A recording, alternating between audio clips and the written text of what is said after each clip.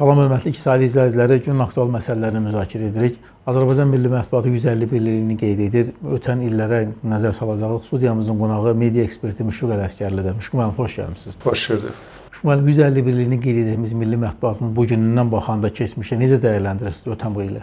Təşəkkür edirəm. Azərbaycan mətbuatının əslində son 30 ildə keçdiyi yolun dəyərini Cənab Prezident 2025-ci ildə mətbuatın 150 ilə bağlı tədbirlər çərçivəsində verdiyi sərəncamda çox açıq qeyd elədi. Sərəncamda xatırlayırsa, aprel ayında verilmiş sərəncamda Cənab Prezidentin sərəncamında vurğulanırdı ki, Azərbaycan dövlətçiliyinin qurulmasında, inkişaf etməsində, müstəqilliyinin möhkəmlənməsində, suverenliyinin bərpa olunmasında Azərbaycan əsgərinin rolu qədər həm də Azərbaycan mediası fəaliyyət göstərir. Əslində bu hesab edirəm ki, həm 25-ci ilə qədər olan dövrü, həm də ondan sonraki dövrü əhatə edən bir dövrdür.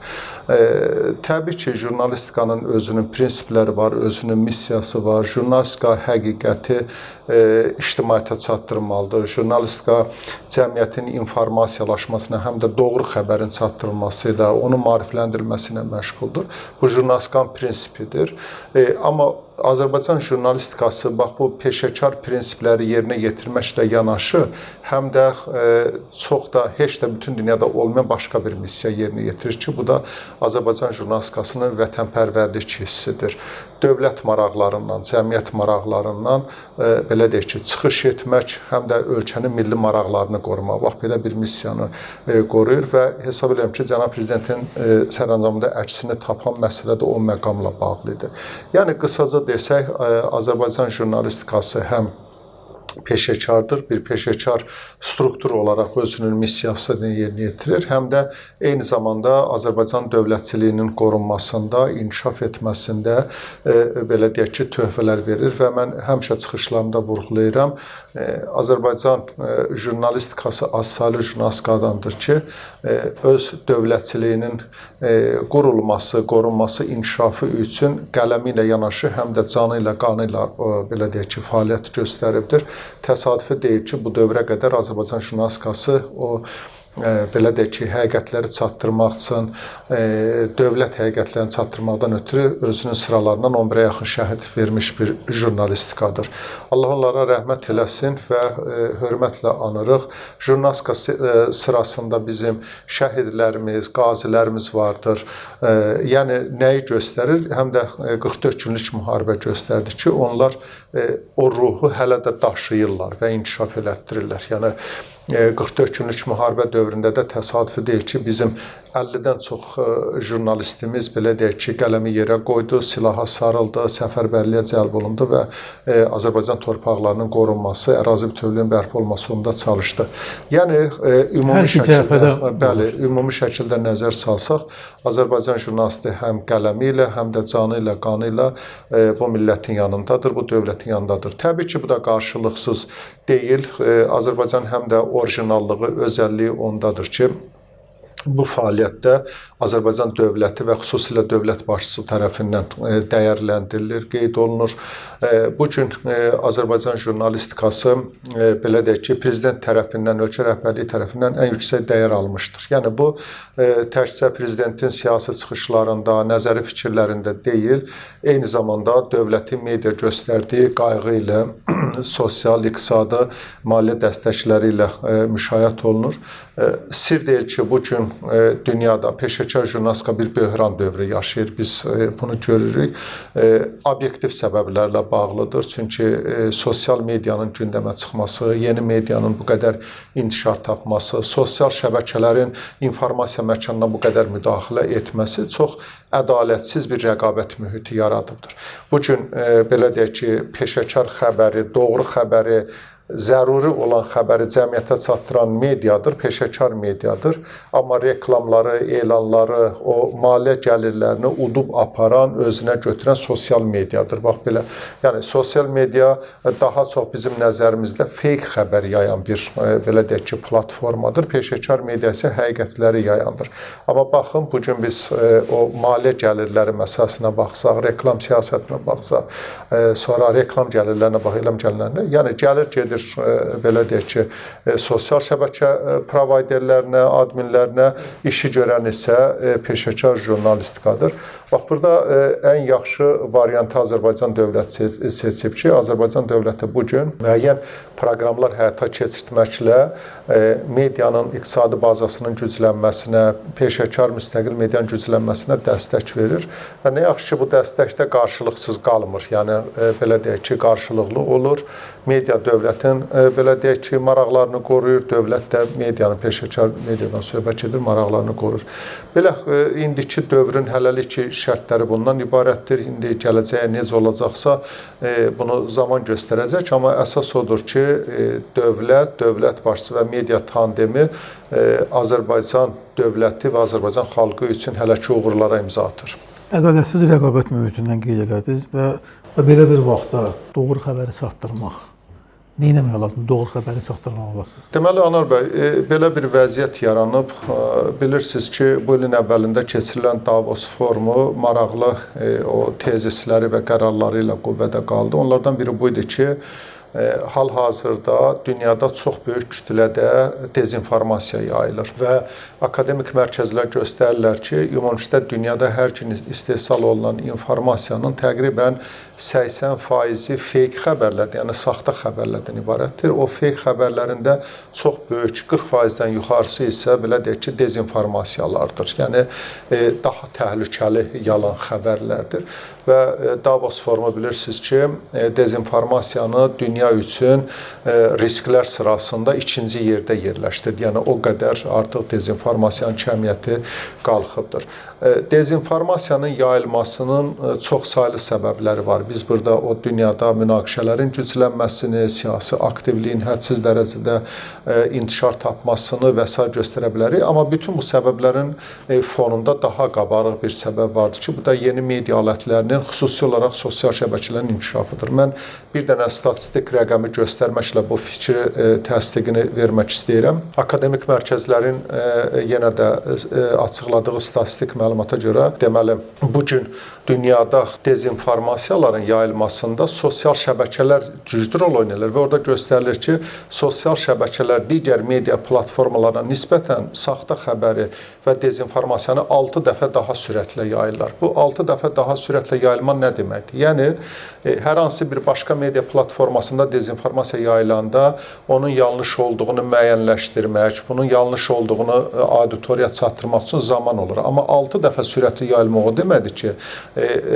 bunu belə deyək ki, müəyyən edincən, onun əksi olan argument ortalığa qoyuncan artıq həmin dezinformasiya ictimai rəyə oturmuş olur. Bəli, öz işini görmüş olur, öz negativ təsirini göstərmiş olur. İndi bunu necə etmək lazımdır? Bunun qarşısını necə almaq lazımdır? Yenə də müxtəlif, belə deyək ki, proqramlar həyata sürülür.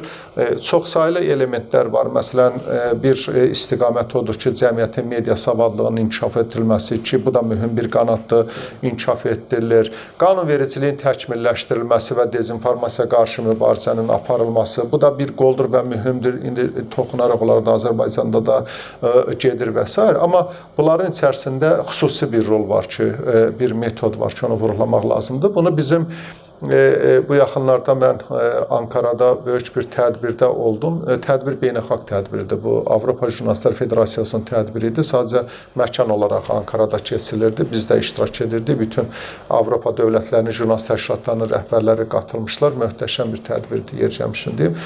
Orada çıxışlarda diqqətimi çəkən bir fraz oldu. Yəni çoxdan da fikrimdən keçirdi. Sadəcə o yaxşı bir ifadə formasına saldı. Bu Türkiyəli həmkarlarımızdan biri dedi ki, müasir standartlara görə dezinformasiya zəhərdir. Yəni, ictimai rəyi zəhərləyən bir qurumdur. Deyir, dezinformasiya zəhərdir.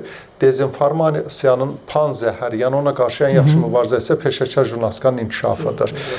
Yəni, sübut olmuş faktdır ki, bugün dezinformasiya qarşı mübarizənin ən yaxşı variantı o dezinformasiyanı ifşa edən, onun yalan olduğunu bildirən doğru xəbərlərin çatdırılmasıdır. Bunu da kim edir? Peşəkar jurnalistlərimiz edirlər. Yəni, o baxımdan peşəkar jurnalistikanın inkişafı, baxmayaraq ki, yenə də deyirəm, deyirəm, dezinformasiyaya qarşı müxtəlif metodlardan istifadə olunur.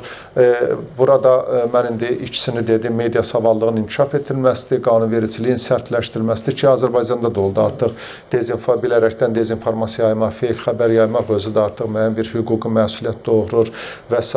İndi dünyanın bir sıra ölkələrində başlayıbdır. Məsələn, xüsusi əlahiddə inzibati idarələr yaradılır. Məsələn, mən deyə bilərəm ki, bu artıq Fransada, Almaniyada var. Bizim qardaş Türkiyədə də yarandı. Elə hətta adı gedir ki, dezinformasiya qarşı mücadilə kurulu deyirlər adına. Məsələn, əlahiddə bir qurumdur, yaradılır. Onlar 7-24 fəaliyyət göstərirlər. O informasiya mərkəzini daima monitorinq edirlər və o informasiya yanlışlığı ortalığa çıxan ki, operativ reaksiya verirlər ki, bu ictimaiyyətə oturulmasın.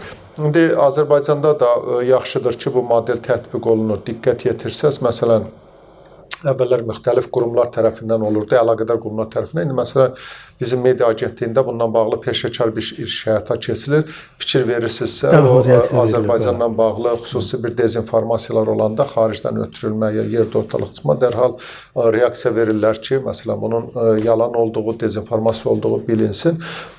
Yaxşıdır, yəni inkişaf budur. Amma yenə də deyirəm, baxın, yəni tutaq ki, hər hansı bir inzibati qurum olsun, yaxud da ki, əlaqədar başqa bir qurum olsun da. İndi əlaqədar qurum deyən nəyə nəzərdə tutur? Məsələn, ola bilər konkret hansısa bir idarə ilə bağlı dezinformasiyalar, o idarə özü durur, tərkib edici material verir. Ya dövlət adına verilibsə, dövlətdə hansısa qurum verir. Amma bu məlumatlar harda yayılır? Yəni o əks məlumatlar bizim peşəkar mediada tirajlanır, çatdırılır və s. Bizim milli efirlərdə çatdırılır və s. O baxımdan yəni qəbul olmuş hal budur ki, o dezinformasiyaya qarşı hələlik əks təbliğatının aparılması, əks arqumentdən qoyulması üçün ən yaxşı platforma yenə də peşəkar media qurumlarıdır. Bununla bağlı var. Xəttlər müxtəlifdir. İndi mən 3-4-ün adını sadaladım burada hansı metodlardan istifadə ola bilərmi? Çox qeyd elədiniz ki, 6 dəfə çox.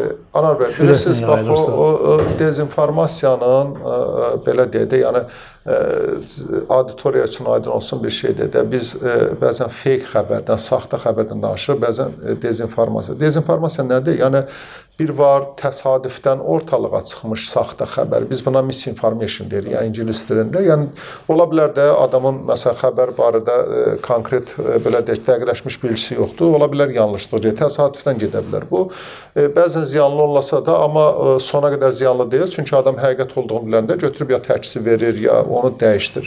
Dezinformasiya, bu feyk xəbərin ən təhlükəli növü niyə deyirlər? Dezinformasiya, informasiya işini bilən şəxslər tərəfindən şuurlu şəkildə yaradılan yalan xəbərdir. Yəni, zaten bunun mahiyyəti cəmiyyəti çaşdırmaqdır, auditoriyanı çaşdırmaqdır. Yəni, informasiya işini bilən adamlar, mərkəzlər, müəyyən institutlar, məqsədləri qərəzli olsa da informasiya işini bilən adamlardır. Yəni, onlar oturublar, o dezinformasiyanı qəsdən peşəkar formada, belə dırnaqarası peşəkar formada yaradırlar ki, bunun qarşısını almaqda çətin olsun. Yəni, ona görə dezinformasiyanın qarşısını almaq elə də asan məsələ deyil. Amma dediyimiz kimi, bu qaçılmaz da deyil. Yəni, müəyyən metodlar var, artıq qarşısını almaq üçün tədbirlər görülür. İndi bizim dövlətlərdə. Baxın, çətinlik nədən ibarətdir?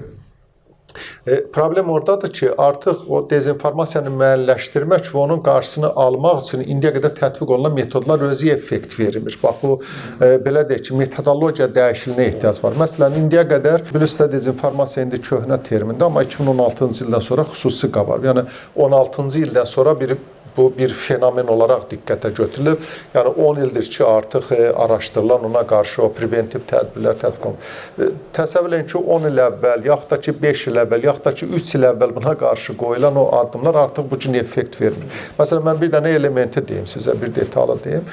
İndiyə qədər, məsələn, 2024-cü ilə qədər, yaxud da ki 2022-ci ilə qədər müəyyən bir test sistemi, belə deyək də, tətbiq olunmuşdu istifadəçilər üçün. Deyirlər ki, məsələn, sən xəbərin doğru olduğundan şübhələnirsənsə, onun doğru və ya saxta olduğunu müəyyənləşdirmək üçün müəyyən o testi tətbiq etməklə bilə bilərsən. Bir, nə gəlirdi?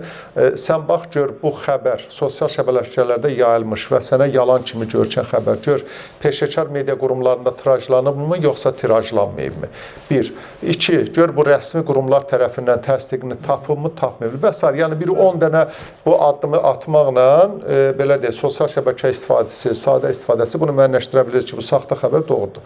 Büyük problem nədən ibarətdir? Bax biz birinci sırada o 2 punkt saydıq da, peşəkar media, bir də ki, rəsmi qurumların rəyi. Bu problem oradadır ki, elə dezinformasiya yayanlar həm də o peşəkar media qurumları və həmin o rəsmi mənbələrdir. Məsələn, götürək bugün tutaq ki, Ermənistanın siyasi fiqurlarını. Məsələn, bu Azərbaycana qarşı durur bir fikir səsləndirir, sabah başqa bir fikir. Biz deyə bilmərik ki, o qeyri-legitim şəxsdir. Legitim şəxsdir də ölkənin rəhbəri, amma durub yalan danışır. Yaxud da ki, bugün götürək, məsələn, Amerika kimi böyük bir dövlətin rəhbərini. Bir saatdan sonra fikir tamamilə açıqladığı fikir bir saatdan sonra belli olur ki, ya yalandır, ya da və təsadüfi dedim. Yəni o Amerika institutları özləri oturub hesablayırlar ki, Amerika və dövlət rəhbərləri gün ərzində nə qədər yalan danışırlar. İndi bunu sən hardan dəqiqləşdir? Sənin mənbə odur və mənbə olan şey rəsmi mənbədir, amma rəsmi mənbə özü də dezinformasiya verir, yalan verir. Yəni baxın o baxımdan deyirlər də, bu dezinformasiya getsə fəlakətə çevrilir. Ona görə bu çox çətin bir məsələdir. Yəni dezinformasiya qarşı mübarizə aparmaq, onun qarşısında duruş gətirmək heç də asan məsələ deyil. Ona görə mən hesab edirəm ki, yəni o dünyada ortalığa çıxan metodları belə deyək ki, tətbiq etməklə yanaşı, həm də buna qarşı bir milli strategiyanın hazırlanmasına ehtiyac vardır. Niyə görə mən deyirəm o bizdə olmalıdır belə bir milli strategiya? Anar bəy, bilirsiniz, dezinformasiyadan heç kəs sığortalanmayıb. Dünyanın ən müxtəlif ölkələrində belə problemlər var. Amma Azərbaycan dövləti, Azərbaycan Respublikası və xalqı biz elə bir coğrafi məkanda yerləşirik və elə proseslərin içindəyik ki, bizə qarşı permanent olaraq dezinformasiya yayılır. Bəzi dövlətlər var ki, məsələn, onun haqqında ildə bir dənə, 2 dənə dezinformasiya yayıla bilər. Bizim haqqımızda isə hər gün və yüzlərlə, onlarla dezinformasiya yayılır. Bax, problem ona görədir. Məsələn, biz Azərbaycan türk toplumunun tərkibi olduğu üçün bir istiqamətdən dezinformasiya, o islamofob və türkəfob qüvvələr tərəfindən dezinformasiya məruz qalırıq. Cənubi Qafqaz uğrunda qlobal şimal və qlobal cənub arasında savaş gedir. Azərbaycan da bu savaşın tərəfdarı olmaq istəmir. Deməli, hər iki tərəfdən yenə də dezinformasiya hücumuna məruz qalır.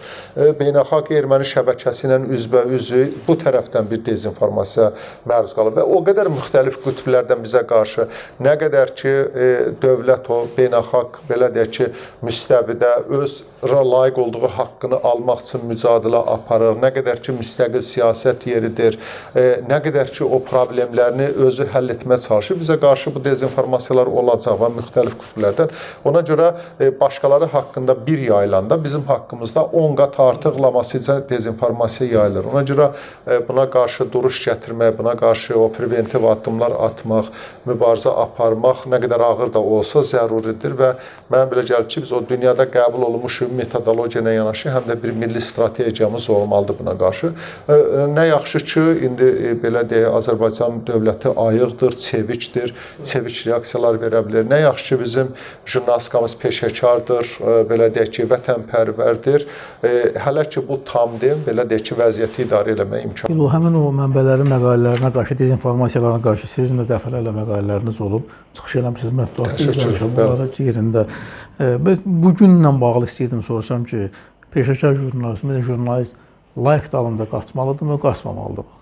Qaçmaq, yəni sosial media məcbur eləyir ki, istər başlıq seçimində, istər xəbər təqdimatında layiq dalında qaçasan.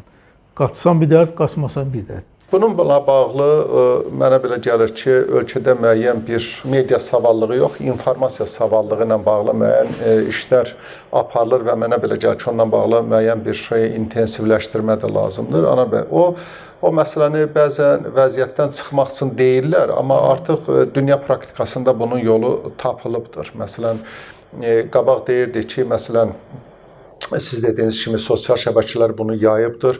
Peşəkar mediada həmin xəbəri vermirsə, qalır informasiya axınından kənarda, təqdim eləyirsə, o yalan axınına qoşulmuş olur da, belə bir dilemma qarşısındadır. Bunun qarşısını almaq üçün, bu vəziyyətdən çıxmaq üçün, yəni həm o informasiya sürətliyindən geri qalmayasan, həm də yalan axınına qoşulmayasan deyib, müəyyən metodlar kəşf olunubdur. Məsələn, indi media nəzəriyyələrində artıq mətn tərtibatı ilə bağlı, informasiya çatdırmağı ilə bağlı müəyyən bir yeni metodlar tətbiq olunur. Məsələn, birini deyirəm indi.